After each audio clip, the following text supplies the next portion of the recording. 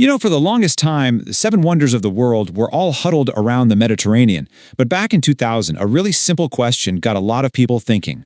What are the wonders of our time? But that leads to a pretty big question, right? How do you even begin to choose something like that? Is it just about what's famous or beautiful or maybe just huge? It turns out it's a way more complicated problem than you might think. Well, the folks who started the New 7 Wonders campaign knew they couldn't just open the floodgates. If the selection was going to be meaningful, they had to create a clear, structured process. And that meant setting some formal rules for any potential candidate. To guide this massive undertaking, they came up with 6 official criteria. And look, this wasn't just about picking pretty buildings. It was about creating a real framework to define what we as a global community actually value.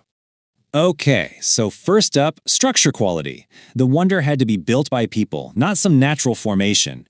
And crucially, it had to be preserved well enough that you could still really see the original vision. We're not talking about just a pile of well-kept ruins here. Second, it had to have artistic value. This wasn't just about impressive engineering. A wonder had to have some serious artistic or architectural merit, something that really celebrated human creativity and had that wow factor.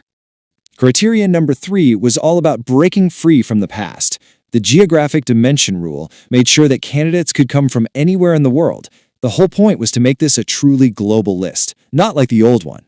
Then you have the 4th rule, which dealt with the time span. To even be considered, a monument had to have been built sometime between the very start of human history and the year 2000. So a massive sweep of our collective past was eligible.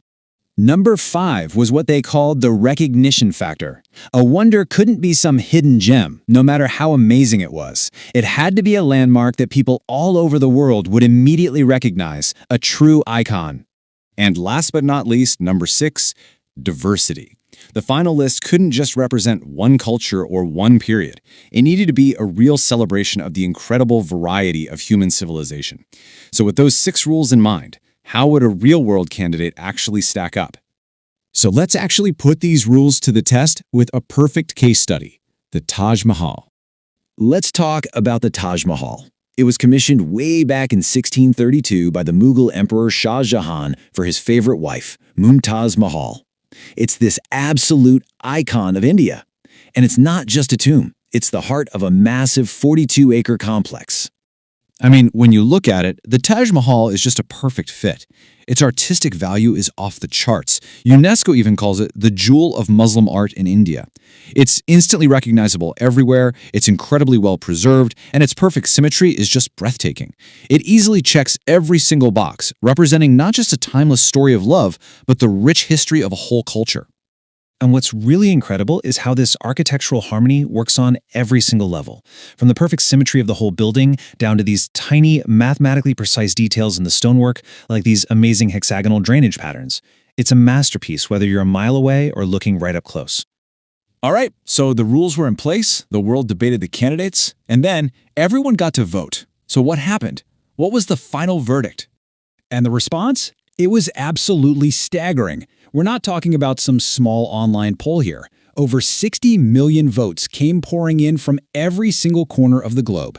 It was one of the biggest democratic events the world had ever seen. And then, on a date that's pretty easy to remember, July 7th, 2007, the results were announced in Lisbon, and the Taj Mahal officially took its place as one of the new 7 wonders of the world. But, this whole let the people vote approach, it really shook things up. It was a huge contrast to an organization like UNESCO, which relies on expert committees and very specific scientific criteria. This new 7 Wonders campaign was a private thing, based on public opinion, and that led to some very real opposition from UNESCO, who felt like their expert authority was being challenged. And the organizers? Oh, they leaned right into this difference. They proudly called their project the world's first global democratic vote. They were framing cultural preservation not just as a job for experts, but as a conversation that everyone gets to be a part of. And that really leaves us with a huge question to think about. When we're deciding what parts of our shared history are the most important, the ones we're celebrating and protecting, whose voice should matter more? The careful analysis of the expert or the passionate choice of the people?